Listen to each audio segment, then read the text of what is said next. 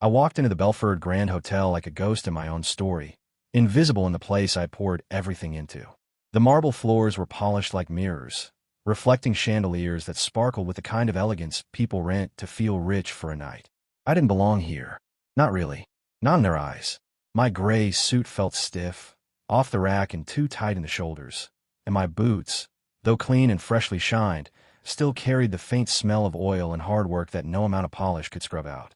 I barely made it 3 steps into the ballroom when I heard her voice slice through the noise like a dull knife, scraping porcelain. God, the grease monkey actually showed up. Madison Blake, my brother-in-law's fiancée. A woman who looked at people like me the same way someone might look at something stuck to the bottom of their shoe. She was surrounded by a little circle of other well-dressed women with champagne flutes tucked in their fingers like accessories, all of them laughing too hard at something that wasn't even a joke. I didn't look at them. I didn't have to. I could feel their eyes, hear the whispering behind the glasses. I didn't say a word. I just kept walking like I didn't hear a damn thing, even though my ears burned hot and my jaw clenched so tight it ached. It wasn't the first time I'd been made to feel like I didn't belong. But what made this sting worse was the fact that this hotel, this goddamn hotel, it was mine. Not in name. Not yet. But every inch of this place had passed through my hands. The land it sat on, the renovation plans, the deal I cut that made this 5-star monstrosity rise up out of a vacant patch of dirt. That was me. They didn't know that, though. Not Madison. Not her friends. Maybe not even half the people in this room who smiled at my wife and shook my hand with that distant look rich folks have when they're trying to remember your name without ever really learning it. I found a quiet spot near the bar, far from the center where the laughs were loudest. My wife, Rachel, was somewhere near the front, hugging her brother and gushing over the engagement ring like it was the Hope Diamond. She looked beautiful. Classy. She always did. Born into this world of soft lighting and practiced smiles. And even though she married a man who came from the kind of town where rust was part of the color palette, she fit here. Me? I was a contractor in a suit. A man with calloused hands hiding behind cufflinks he borrowed from a friend because he forgot to buy his own. I nodded politely at a few people. Most didn't even nod back. A few offered tight smiles before turning back to their conversations. I stood there, sipping whiskey I didn't even like, letting the burn settle in my throat as the noise of the party rolled over me in waves. 100 voices all buzzing around the same thing. The happy couple, the money, the dresses, the venue. No one asked me anything. No one wanted to. To them, I was Rachel's husband. Just a plus one. A background figure. That guy who flips houses. And that was fine. That's why I kept telling myself that it didn't matter. That I knew the truth. That I'd sign the deals. That when the ink dried on the final papers next quarter, the Belford would be mine in every legal way possible. That I'd built this future while they were busy laughing over flutes of $40 champagne. But none of that mattered in this room. Not with Madison's voice still ringing in my ears. The grease monkey. That's what I was to her. Not a businessman. Not a developer. Not a man who crawled out of a trailer park and taught himself how to read contracts, build a portfolio, went over banks, outbid competitors. No, just the guy who used to fix pickups behind his uncle's garage. The guy with oil under his fingernails, the guy they all assumed was riding his wife's coattails into these kinds of events, when in truth, it was the other way around. I looked over toward Madison. She hadn't looked at me once since the comment. She didn't need to. She already knew it landed. She was all teeth and smiles now, hanging off my brother-in-law's arm, laughing like she hadn't just tried to slice me open in front of a crowd. I knew her type. I'd done business with worse. People who used words like status and legacy like they meant something. People who couldn't tell the difference between a man who wore a suit and one who earned it. But I stayed quiet. I didn't say anything. I didn't cause a scene. I just stood there, in the hotel I helped build, feeling like a stranger with his nose pressed against the glass. And all I could think, while the music played and the crowd buzzed and the drinks kept flowing, was how easy it is for people to forget who really holds the keys. I came from a place so small it didn't even show up properly on most maps unless you zoomed in hard enough to see the one blinking light at the gas station that doubled as a grocery store. Population just under 900 on a good day, mostly older folks and ranchers, and if you didn't smell like diesel, hay, or cigarettes, then you were probably just passing through. My mom cleaned motel rooms at the old Highway Inn, the one with flickering signs and carpets that never stopped smelling like mildew no matter how hard she scrubbed. My dad fixed tractors and farm equipment out of our garage, a man of few words and permanently stained hands who believed in work more than anything else, maybe more than family, and definitely more than dreams. I didn't hate it growing up there, but I knew early on that if I stayed, I'd disappear. When I left at 18, I had $700 in a busted-up Ford F-150 that coughed every time I turned the ignition. The engine would rattle like it was deciding whether or not it wanted to take me anywhere, and every time it started, I took it as a blessing. I didn't have a plan, just a direction. Away. I drove until the tank was nearly empty, and I ended up in a place with job postings pinned outside of diners and a community college that still took walk-in applicants. I found a room for rent above a garage with a mattress on the floor and just enough space to stack my work boots beside it. I started working construction, hauling bricks, mixing cement, carrying more weight than my back was ready for. And at night, when I was too sore to sleep, I took business classes at the community college. I didn't understand half of it at first. I wasn't the smartest guy in the room, but I listened. I asked questions. I watched. And I learned. Slowly. That's where I met Rachel. She was everything I wasn't. Sharp, polished, thoughtful. She smelled like vanilla and expensive shampoo, the kind that came in bottles with French writing and no price tags.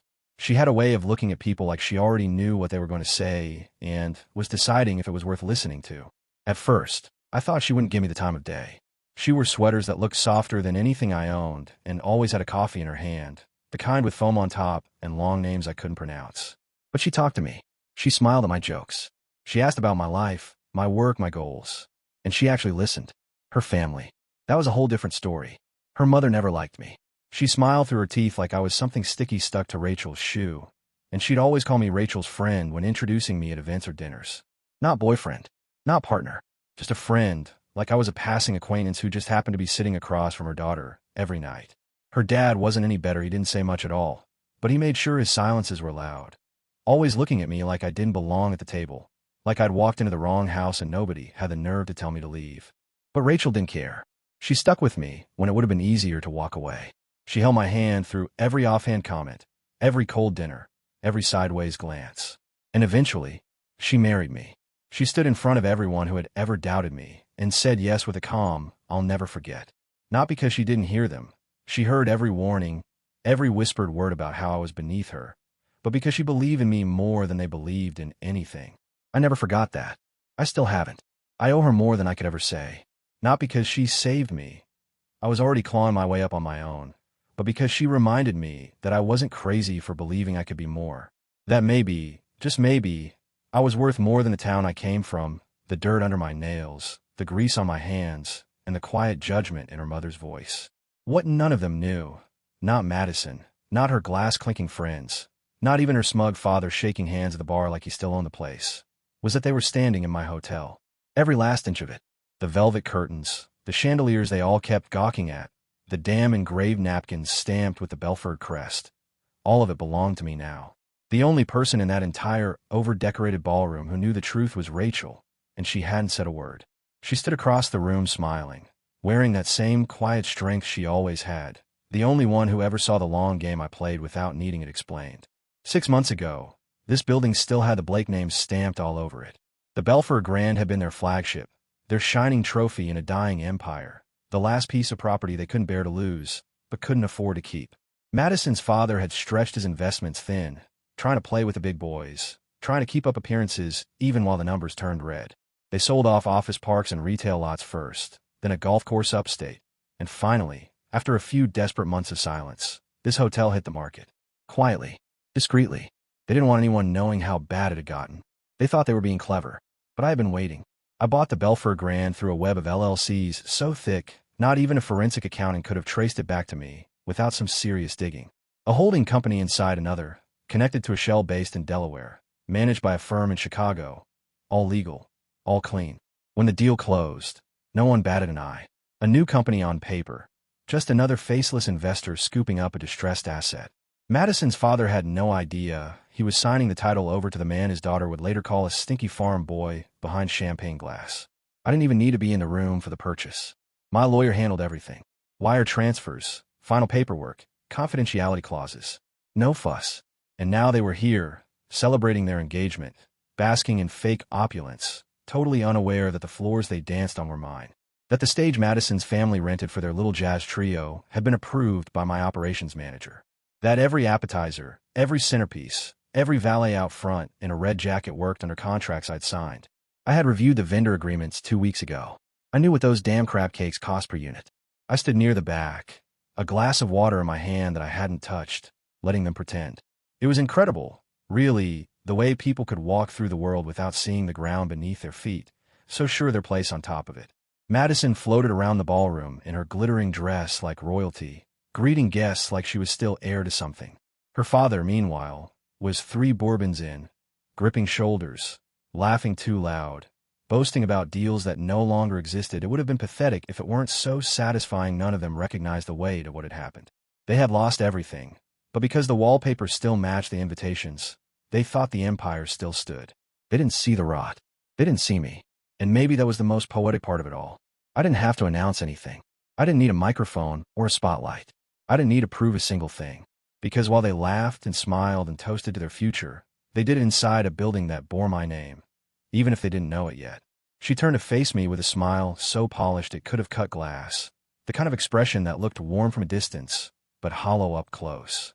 I'd barely taken a step toward the group when Madison extended a hand, limp and cold, like she was offering it under protest. Her eyes flicked over me once. My jacket, my boots, the calluses still visible on my knuckles. And I could see the exact moment she decided I wasn't worth the effort of hiding her distaste. "Oh," she said, her voice soft but sharp enough to draw blood. "So you're Rachel's choice." The pause before that last word wasn't long, but it landed like a slap. Not husband, not partner, not Colton, just a choice. A decision she clearly didn't agree with, and one she wanted everyone around her to think she found curious, even tragic. The women flanking her sipped their drinks and traded glances, hiding amusement behind painted lips and thin stems of Prosecco. One of them stifled a laugh. The kind of reaction you see in private school halls and country clubs. Not loud, just sharp enough to signal who belonged and who didn't. I didn't flinch. I didn't smirk. I didn't give her anything. I took her hand and shook it once, firmly, then let it drop before she could yank it away herself. I looked her in the eye and said nothing. She wasn't done. "Property management's important," she said, giving her head the slightest tilt, like she was explaining something to a child.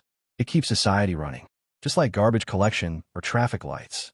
A few of the women around her laughed too quickly, eager to follow her lead, their jewelry catching the light as they nodded along. I heard one of them murmur something about how every city needs its janitors. Zach, her golden boy fiancé, stood beside her beaming like a Labrador in a rented tux, completely unaware of what was unfolding 3 feet from him. He clapped me on the back with the ease of a man who had never been insulted in a room full of people pretending to adore him. "Glad you made it, man," Zach said. "I know this probably isn't your scene." I gave him a tight smile. He was right, but not for the reasons he thought. This wasn't my scene because most of the people in it still thought they owned the space they stood in. But I stayed quiet because I'd learned long ago that silence made people uncomfortable, especially people who expected you to beg for approval. I caught Rachel's eye across the circle. She stood perfectly still, her jaw tight, her expression unreadable except to me. She had heard every word, every fake pleasantry, every sugar-coated insult. Her hand around her wine glass had gone stiff, and her lips were pressed into a line so thin I knew she was one comment away from saying something sharp enough to make the room spin. But she didn't. Not yet. She knew me too well. Knew I could handle this. Because I'd lived through it all before. The raised eyebrows. The backhanded praise. The kind of praise people give when they think it's generous to acknowledge you at all. I'd been the outsider, at every table, since I was old enough to know the difference between silverware and tools. They thought they were clever, but I'd heard better insults from drunk contractors on job sites and rich clients who couldn't swing a hammer if their life depended on it. What Madison didn't understand, what none of them did, was that I had already won. Long before the party. Long before this moment. I didn't need their respect. I didn't want their acceptance. I just needed them to keep underestimating me. Because it made everything I'd already done, and everything still coming, that much sweeter. He stood there with his chest puffed out like a rooster in a tailored navy suit, one hand on the mic, the other wrapped around a crystal glass of aged scotch that probably cost more than the truck I used to sleep in. Madison's father, Richard Blake, the great real estate mogul turned desperate seller, lifted his glass and cleared his throat as the room quieted. Every head turned toward him, eager to bask in the performance of a man who used to own half the town and still acted like he did. The lights shimmered off the chandeliers, and the background jazz dimmed as if the building itself knew it was time for him to speak. "Legacy," he began, his voice thick with the forced grandeur of someone used to being heard. "Tradition. Family. These are not just words. They're the pillars upon which empires are built." A few heads nodded. Some even clapped softly. "This hotel," he said, gesturing dramatically around the ballroom. "This jewel, This crown of our family's story stood as a monument to what vision and perseverance could achieve. Rachel's fingers brushed mine under the table, a quiet signal. I felt the storm coming before he even got to the point. We were, regrettably, forced to part with the Belford Grand in what I can only describe as an unfortunate turn of market pressures. His voice strained a little on that part, but he masked it with a noble shrug. But we remained grateful. Grateful that it did not fall into the hands of developers who would have gutted its history. The new owners, faceless, distant investors, no doubt from some fund in a glass tower, have preserved what we built. I heard the blood in my ears, the kind of pounding that comes not from anger but from precision, timing, anticipation. I watched the way Madison's chin lifted with pride as he spoke, completely unaware of the truth. She'd been sipping champagne over all night. Her smile curved, sharp and smug, like she still thought the air in this hotel belonged to her family name. When the applause came, scattered but polite, I stood. Rachel turned her head, just slightly, her eyes locking with mine. No words passed between us. She just gave the smallest nod. She knew what was about to happen. I walked to the mic as Richard Blake stepped down, confused at first, then smiling as if I might be coming up to offer a follow-up toast in his honor. I took the microphone, turned to face the room, and felt the heat of every eye following me. I think now's a good time to introduce myself, I said evenly. No theatrics, no raised voice. Just clear, simple truth. I'm the current owner of the Belford Grand Hotel. The sound in the room died instantly. Glasses froze halfway to lips. A fork hit a plate somewhere near the back, loud in the silence. Someone choked softly, a sharp intake of breath. Madison had stopped mid-sip, her mouth parted like she was trying to speak, but forgot how. Her eyes were wide and frozen on me, disbelief stretching across her face like a bad mask that cracked down the middle. Her father's face turned a deep, mottled shade of red. Not embarrassment, no, this was something uglier. Shock layered under humiliation, smothered by rage. I looked at him briefly, then scanned the room slowly, letting it sink in. I bought the Belford 6 months ago through a private acquisition. The property had been underperforming. The previous owners, I said, letting the weight of the pause settle, were eager to move it quietly. No one breathed. I've kept the staff, restored the infrastructure, and ensured that what made this hotel special hasn't just been preserved, it's being improved. As of now, this hotel is no longer part of the Blake family legacy, it's mine, and with that, I stepped away from the mic. No need to gloat. No need to explain. The silence said more than applause ever could. The silence was thick enough to drown in, the kind that crawls under collars and wraps around throats. I didn't rush to fill it. I stood there, calm, steady, letting the weight of what I just said hang in the air like smoke after a match is struck. Most of them were still processing, trying to reconcile the man in front of them. The one in a plain gray suit with old boots, with the announcement that had just shattered the illusion they'd built around themselves. I adjusted the mic slightly, more for the effect than the need, and spoke again. My voice was quiet, but every syllable landed like a hammer on glass. Yes, I said, glancing briefly at Richard Blake, who looked like someone had knocked the wind out of him with a shovel. I bought the Belford through a layered acquisition, via shell companies and legal mechanisms designed to keep the paperwork clean. You won't find my name on the title. I pay people very good money to make sure of that. A few people shifted uncomfortably, their smiles frozen halfway between polite and panicked. Rachel's mother stared at me, like she didn't know who she was looking at. Her father held his drink with both hands now, tight enough to make the glass tremble. The same man who once leaned across a dinner table and told Rachel I was a phase, just some young mistake she'd grow out of, now looked like he might drop his scotch out of sheer disbelief. I own 3 hotels. I continued, my tone unchanged. Over 50 properties, residential and commercial, in 5 states. I manage a real estate portfolio currently valued at just over $50 million. I started with $700 and a beat-up truck that stalled on hills. I worked through nights, slept in job trailers, and built something that people like you never saw coming. Because you didn't want. I paused, letting that settle. Then I turned slowly, deliberately, and locked eyes with Madison. She looked like she'd been slapped without warning. Stunned, hollow, cheeks flushing beneath her makeup. Her mouth opened slightly, as if her brain was trying to catch up to her ego. I didn't give her the time. But sure, I said, my voice finally carrying just a trace of steel. Let's talk about who smells like diesel. A laugh, short and shocked, escaped someone in the back before they caught themselves. Madison didn't move. Couldn't.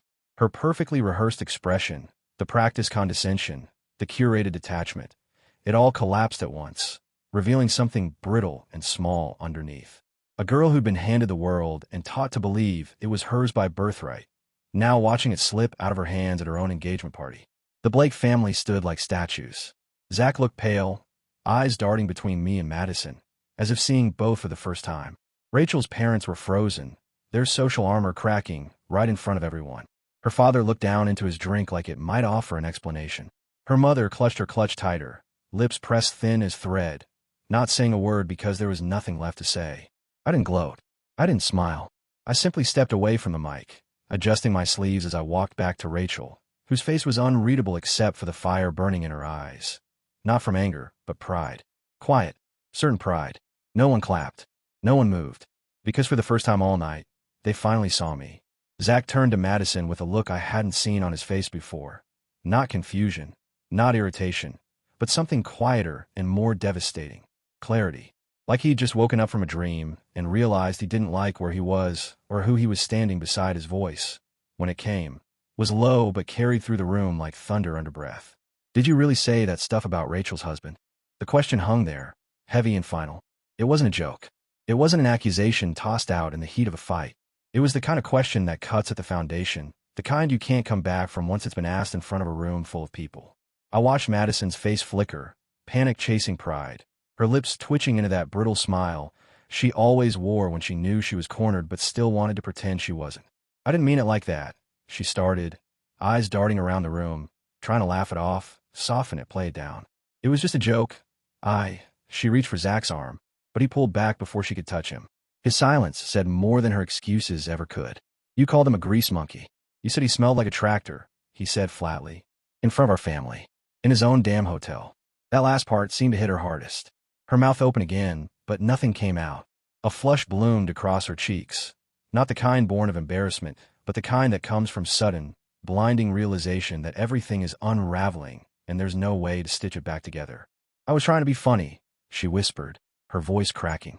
You know how I talk. It wasn't serious.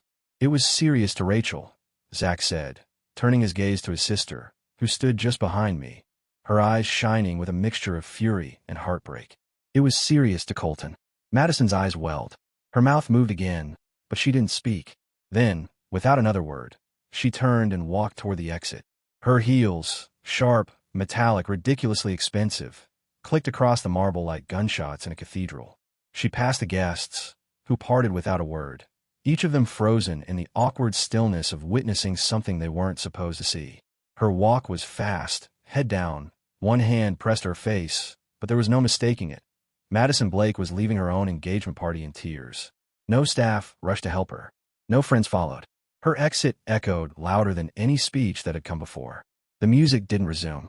No one tried to fill the silence. The atmosphere had cracked wide open, and everything beneath it, all the pretense, all the polite smiles, all the practiced elegance, had collapsed in on itself. Conversations sputtered out. Clinks of glass were replaced by the shuffling of feet. One by one, guests began to make their way out, avoiding eye contact, some murmuring awkward goodbyes, most not bothering. Within minutes, the ballroom emptied like air from a puncture balloon. What had started as a glittering celebration was now a hollow space, filled only with the faint echo of what had just happened. Rachel stepped toward me, her dress shimmering under the dying lights. She didn't say anything at first. Her eyes were glassy, rimmed red, but not from sadness. She looked at me like she was seeing me again for the first time.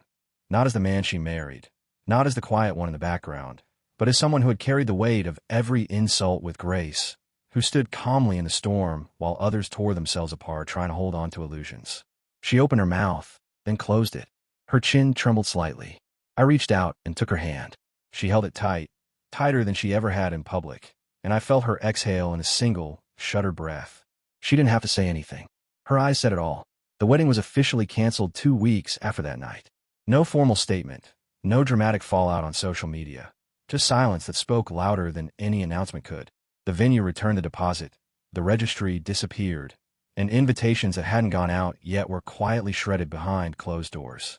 Madison retreated from the spotlight, and the Blake family, once loud and overreaching, shrank into the background of the city they once tried to own. I didn't gloat. I didn't need to. The truth had done all the work, Zach, and I didn't talk much after that. Not for a while. But I heard through Rachel that he eventually met someone new, A woman who taught art in elementary school. Someone soft-spoken and honest. Someone who didn't care about appearances or social circles. It made sense. After watching everything crumble in public, I think he realized that what matters doesn't always shine. Sometimes it just shows up quietly and stays.